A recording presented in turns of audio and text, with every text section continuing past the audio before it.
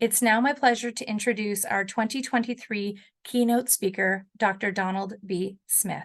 A longtime OHS member, Dr. Smith is a Professor Emeritus of History at the University of Calgary and has focused his career as a historian on the history of Indigenous Canada, Quebec, and the history of Calgary and Southern Alberta.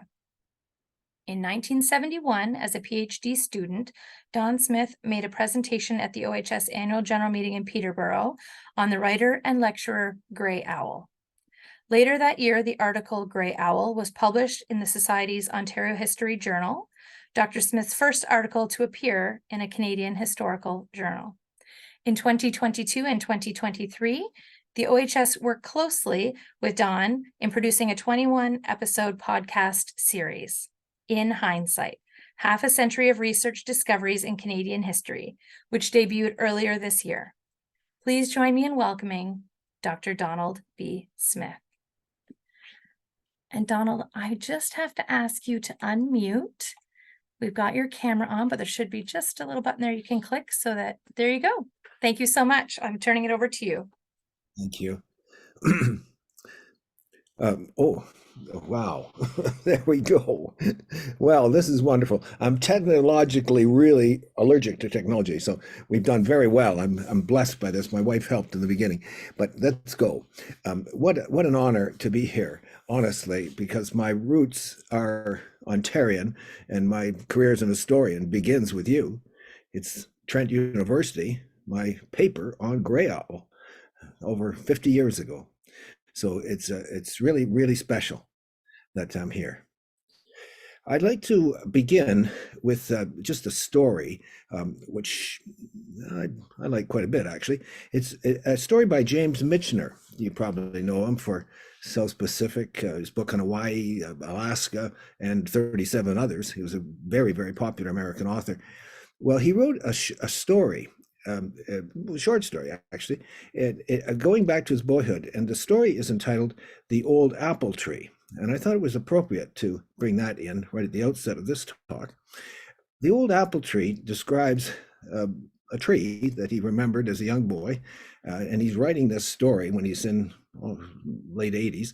He remembered this tree as a young boy, and it was an old apple tree. And it was at the end of its producing days, it seemed, but he recalls that the old farmer took 8 rusty nails and, circling the base of the tree, hit these nails into the tree. And this absolutely caused a miracle. The miracle being, after this injection of these 8 rusty nails, it kicked the old tree into action again. It was goaded back into life. Well, OHS, you've done that with me, because I'm at the end of my career, fin de carrière in French, and this project just fantastic because I'm back in the game. It was a wonderful opportunity for me to pull together a lot of experiences that I've had over half a century in Canadian history. And my base in Canadian history, after all is said and done, is Ontario and Alberta. And in this series, In Hindsight, those are the 2 provinces that really are featured the most, because that's where I've done most of my work.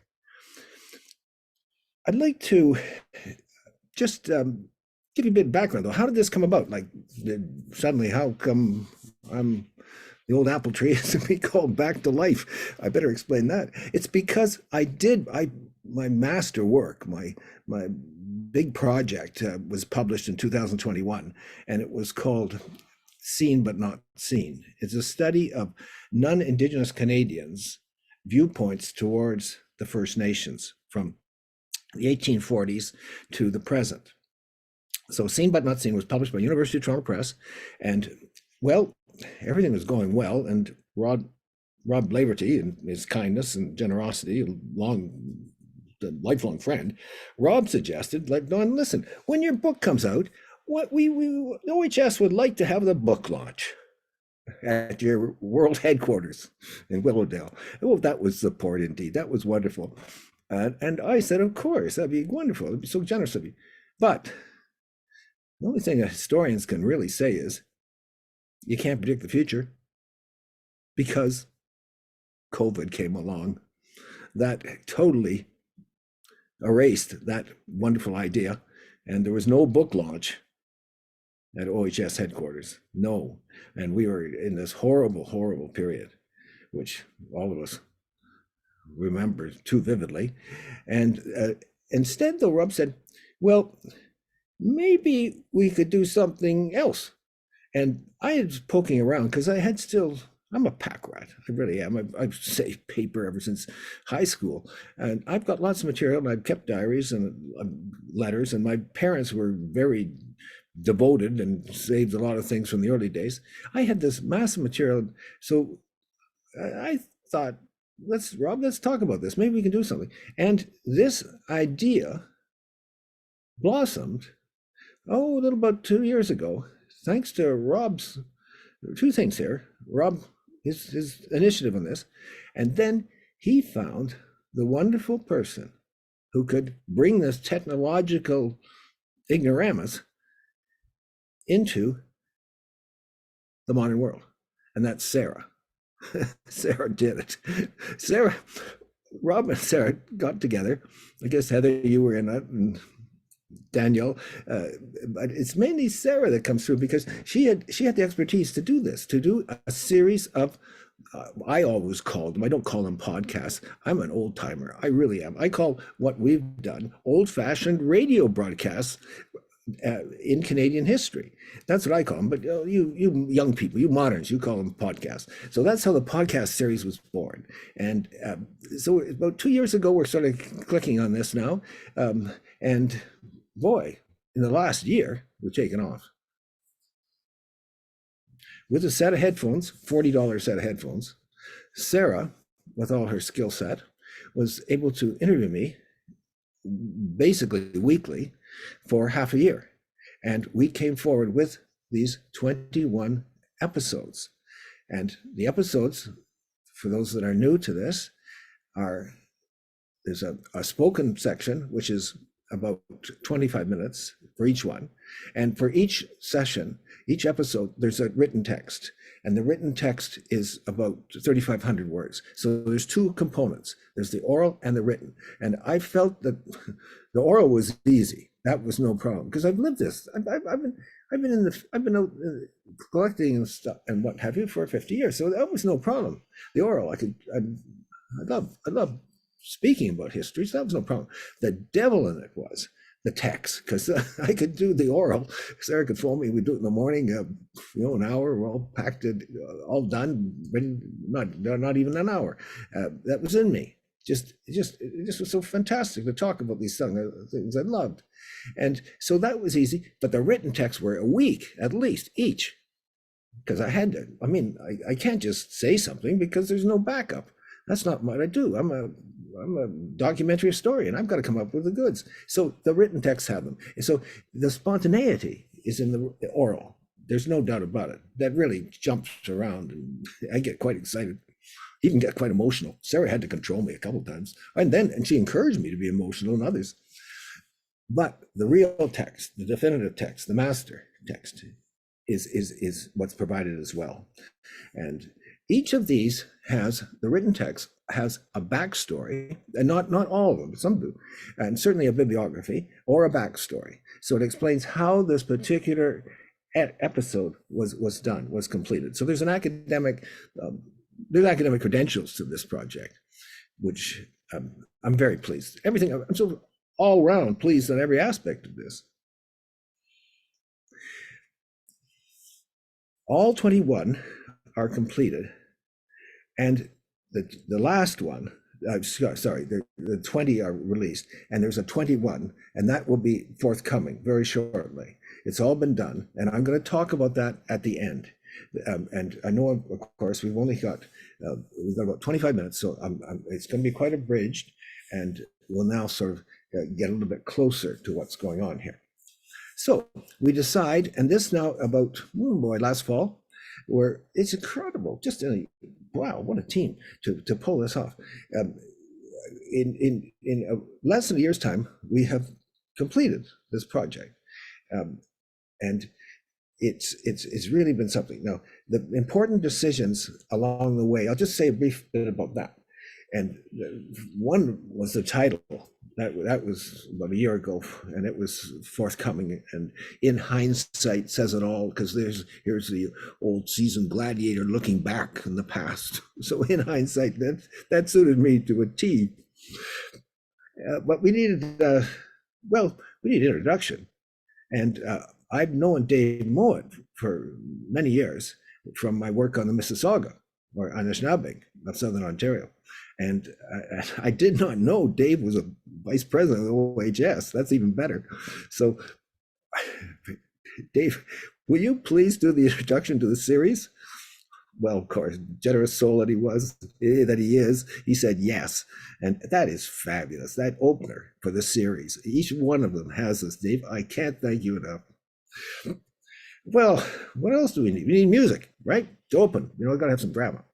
So each episode has this wonderful theme, which Sarah found. Sarah found that by checking hundreds of possibilities, and she got it. Dave's introduction, the introductory music, it fits like a hand in a glove. Images. Sarah was she can integrate images so easily into the written text. And she did that. We have almost 100. And because of the fact, well, first of all, my parents were pack rats. I'm a pack rat. I got lots of images. And we were able, as I say, to have almost 100 in the series, which livens it up immensely. Some of them are terrific. I mean, I'm so pleased that there was an opportunity to bring them forward. One of them is, and going back to that Ontario Historical Society's talk, my very first talk was to the OHS in Canadian history, and it was on Grey Owl. And I have a picture in the Grey Owl episode, which was taken shortly after that talk. And it was when I went to England, and I found his best friend as a boy, George McCormick. He hadn't talked about his boyhood friend, Archie Blaney, or Grey Owl, for 70 years, or 60, I should be accurate. And he did with me, and I found him in Maidstone, Kent, England. And there's a picture of us, of this young lad interviewing him. That's me. So there's a special sort of stamp to this, and very, to my delight, it really incorporates, it makes it so, the visual adds so much. And Sarah, with her talent set, we even have have music, wonderful ballad by Annie Glenn, and a very popular musical figure in Calgary. We have an address by Hugh Dempsey, and a very popular Alberta writer. We have a couple of audios too. So it's a cornucopia, in my opinion, of goodness, and especially from my point of view. So I'd like to just tell you a little bit now about the last episode, episode 21, which nobody can see because it hasn't been released yet, but it's in the pipe. And it is really a review of the series of the 20 episodes. And these episodes were really selected because I had good documentary backup. I had worked on a number of them before, but not to the same depth. And there were a number I hadn't touched upon at all. In Seen But Not Seen, for example, I didn't have the opportunity of introducing Lester Pearson. And this, with in hindsight, I was able to include an episode on Lester Pearson. And folks, let's just take a breather here. This is the man who won the Nobel Peace Prize in 1957 on this very day. Isn't that something? Wow. That's what we need now. Just awful situation. October the 12th, 1957, the Nobel Peace Prize was given to Lester Pearson, Ontario born, and wow, great Canadian.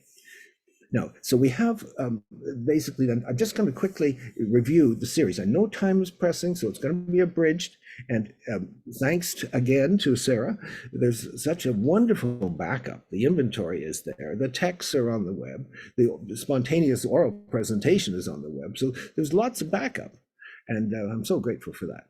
So quickly then, let's just take a gander at what's going on. Now, the first one, and I must say this too, please. Ontario and Alberta are so integral to this series. They come in and out in a number of places, because that's my background. I have this Quebec and the prairies, and there are other sections, but not with the intensity of Ontario and Quebec, because you are what you are. I begin with who am I? Who is this fellow who's getting this microform to address a large audience? Who is he? So I tell you who I am in the first chapter, and I call it A Future in the Past, and it just explains how I came to Canadian history. I was originally, and episode 2 reinforces this, I came to Canadian history as an internationalist. I was interested in world affairs, but I discovered Canadian history, and it just took over. And I was so fortunate, because I was able to get a tenure position at the University of Calgary. I was able to do my hobby as my occupation. How many people in the world have that opportunity, that wonderful blessing? So I was paid to do my hobby for 35 years, well, I'm just so grateful. So first episode is my arrival in Calgary. Second is the beginnings of my research interests in various sectors in Canadian history. And I just can't resist. There's lots of anecdotes, please. I believe in anecdotes. I'm a narrative historian, and try to do the serious stuff, mind you, but you got to have a couple anecdotes. I mean, raisins in the dough. That's what an old First Nations Christian minister told me. Enos Monture. I got raisins in the dough. Here's one. That first chapter. It's kind of fun. I'll do it in 2 minutes. I was interviewing this it's a Delaware, Six Nations, Delaware from the Six Nations community near Brantford. Enos Monture became a United Church minister. And Enos, actually, we were talking about many things. He told me, he gave me some good writing tips, because he was doing some popular writing himself. And Enos told me, he's the one that said that.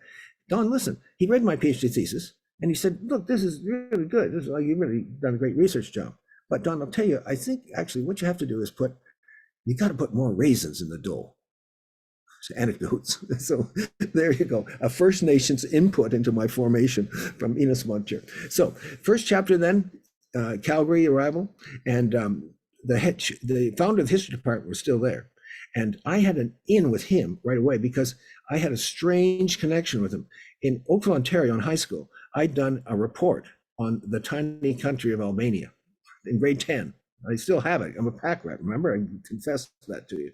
Well, George Self, his PhD was from the University of Chicago, and he had studied the foreign policy of Albania in the 1930s. Believe it or not, it's hard to believe. So George was about to retire, mind you, but he's still on staff, and we had this connection on Albania. So that's how it began. I had a wonderful welcome in Calgary. They encouraged me to do my work on Indigenous topics, and also I got into Western topics. Hugh Dempsey, one of Alberta's foremost historians, Alberta historians, really helped me out a lot. He passed away about 2 years ago. He's actually one of the episodes. But just to keep up the sequencing here, I introduced myself. It's E.H. Carr, the great British historian who wrote the book, What is History? That's what he said. Before you study the history, learn who the historian is. That's so important. So that's what I do. First 2 episodes are about me. Historians aren't supposed to do that, but I've done it. You're not supposed to talk about yourself. Well, I've committed 2 sins, those first 2 episodes. But it's important, because you've got to know my vision, my outlook is so important to how I select the details and how I organize them. Now we're going to pick up speed. The third episode is Grey Owl, obviously starting with the OHS. That was my first paper, and so I do a episode on him. Then another individual, Chief Buffalo Child Longlands, who's very similar to Grey Owl in that he had an invented identity, but he made an important contribution. Grey Owl's contribution was in conservation, despite his masquerade. And this chap, he made a very important contribution in his popular writing about the Western Canadian First Nations, Longlands. And then moving on, we get to a block of 4 episodes, and they're on the Mississauga. Now that is what in Ontario, I did my PhD on the Mississauga. They were so welcoming. and I owe them a tremendous amount. And there are 4 episodes on the Mississauga, or to use their own name for themselves, Anishinaabe. And Dave Mount, of course, is a member of that First Nation. So 4 on the Anishinaabe or Mississauga. Then moving on to 9, 10, 11, politics. See, my generation, we paid a lot of attention to political history. And this is the reflection of that, because I'm looking back. I'm not coming out new territory. I'm just explaining how it was done, what topics we liked, how we did it. And we went, it was important to read, to go to the archives. It was important to read microfilm. There's not the internet. There's none of these technological tools. It's very important to the locations. And to meet descendants and all that, that's what I did. And it's so different today. So that's why I think this has merit, this project. It's telling you what it used to be, the research game. So I do Lord Barry, Indian Affairs official, and then the next 2 are John A. Macdonald, well-known and extremely well-known, and Will Jackson.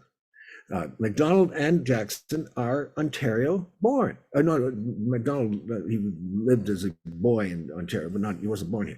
Jackson was. He was raised in Wingham. He became Louis Riel's secretary in 1884-85. He's a young political idealist, and he went out and joined Riel, but never took up arms. He always, he wanted peace. He was working for peace. Very astounding fellow. Totally opposed to Macdonald's Indian policy. So in these sketches, you get a lot of variety. I'm not saying Macdonald's great. He was in some respects, building a country. Negative side on the Indigenous, certainly. And Jackson is the counterfoil to that. He opposed Macdonald's Indigenous policies. So in episodes 10 and 11, you're getting that. You're getting variety of opinion. And that is the only way history's flourishes, when there are as many opinions of the present as there are about the past, and that diversity must be reflected in history. So moving on, we come now to 4 Alberta stories. Now don't be deceived. I was born in Ontario, raised there, left Ontario at 28. So I mean, there's a lot. I can't escape it. That's it. And it says Alberta stories, 4 Alberta stories, but 2 of them are Ontarians. Henry Bird Steinhauer was an Anishinaabe or Ojibwe from Rama, Lake Simcoe. And he went out, he became a Methodist missionary, came out west and started a mission, agricultural settlement, northeast of Edmonton. So he's the subject, and the teacher that did so much good in his community was an Ontario teacher, Elizabeth Barrett. And so they're there. And then another Ontarian, 2 of them actually, are the Albrights. I have an episode on the Albrights. These are 2 Ontarians that come to Alberta, to Calgary, and we have 550 letters between them. Fred, tragically, was killed at Passchendaele in 1917, but his widow kept the letters, and they're quite revelatory of early Calgary. So that's it for Alberta stories. Moving on now, Canada's 20th century Canadian political history. Well, I'm very much interested in Indigenous topics, and the first gentleman here is Fred Loft. He was the founder of what today would be the Assembly of First Nations. He was a First Nations from Six Nations community, and he made a big difference. He's one of my episodes. His arch enemy or nemesis was Duncan Campbell Scott, the well-known now Indian Affairs official, also Ontario born. And then a lighter note, we look at Lester Pearson. He's episode 18. And Lester Pearson, amazing fellow. I mean, honestly, Nobel Peace Prize and all. But on First Nations, no, he's just like everyone else. He like, with some exceptions, Jackson was the exception, but Pearson, he doesn't really see them. They're invisible to him. He's really the last of our prime ministers that was able to ignore them, really, because the First Nations resurgence is just about to begin, a political resurgence, and they're going to be recognized very, very soon. So finally, Gary Potts, he was a friend of mine. He was, it's another Ontarian historian, story, because Gary was the Anishinaabe chief at Temagami, and he was a personal friend, and I liked him dearly. And he's number 1920. Now is Olive Dickinson, and in a way, Olive Dickinson, I think of her as Canada's greatest historian of Indigenous people, and that's my explanation of that belief in that episode. And she does, again, you see, it's indelible. It's all over the place. Where's the Ontario link with Olive? She was, before she went into history, fasten your seatbelts, she was the woman's editor of the Globe and Mail, and she got, and in her mid-50s, she went to graduate school and did these marvelous books. She passed away, but 2 decades ago, but her impact is still felt. So there we have it. We're up to episode 21, and that will be forthcoming very shortly. Thanks to Sarah's magic, it will be out. And that will be it. That'll be the completion of the series, and its title tells it all. The title of episode 21 is what I'm all about. Ontario made me, Calgary adopted me. Thank you. Thank you so much, Dr. Smith. That was really incredible. We'll open the floor now to any questions or comments for Dr. Smith. And again, just a reminder, I'm happy to moderate. You can type any questions or comments into the chat, and then just bear with me as I scroll through these. So just a comment, Dr. Smith, Janie Cooper Wilson from our board of directors says, Mr. Smith is as delightful as always. I'll never forget having breakfast with him soon after I became a board member for the OHS. Such a lovely, unassuming, and interesting gentleman to speak with. And I was going to say, I think I haven't had the pleasure to meet you in person, but hearing you in the podcast episodes and hearing your presentation tonight, I certainly think your manner and your storytelling makes this project so engaging. I'm speaking to my people. That's right. That's right. But I really feel that. That's the kind of, you do the kind of history I love. Good, strong narrative and people orientated. Absolutely. Sarah McCabe, who you referenced so often and is an incredible staff member with the OHS, she has put some notes in the chat for people to enjoy the podcast series. So the links are there if you haven't seen it or enjoyed it before.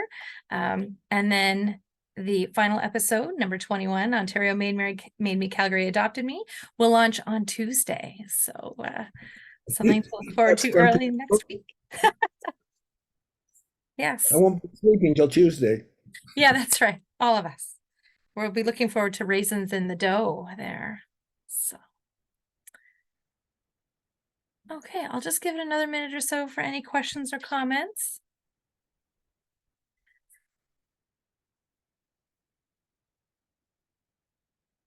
In the meantime, I think you and Sarah should maybe put together a how to create a podcast. That was a really great synopsis, music selection and note taking, and I really appreciate all those insights. So thank you for that. It's all in Sarah's head. You don't need me. She's a magician. I always called her we were co-pilots. That's what we were with this project.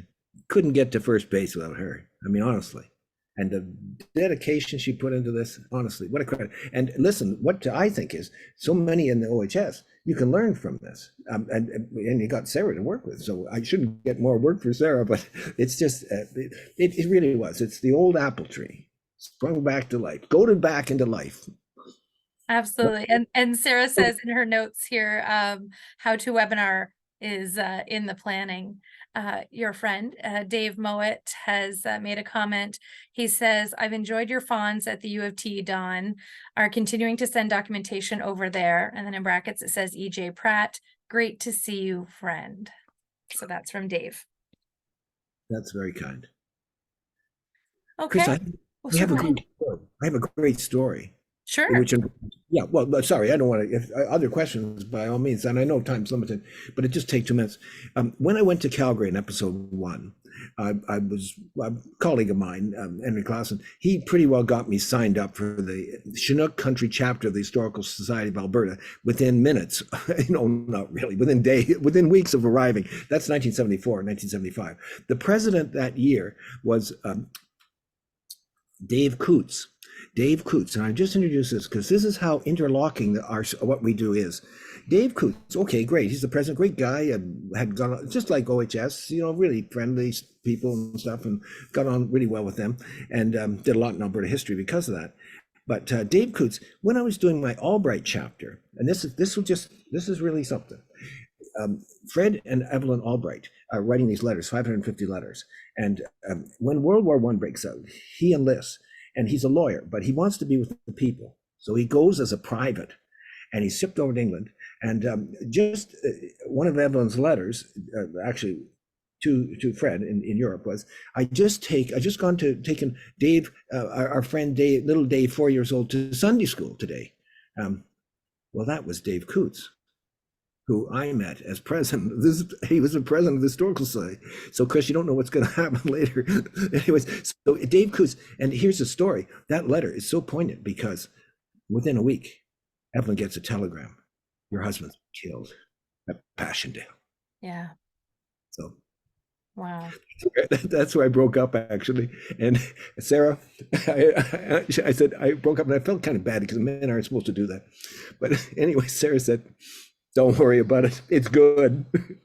So if that's in the audio, it's not in the text, of course. So that's just what was like. With Sarah was a conversation, and I don't know. It was great. So that's enough for me.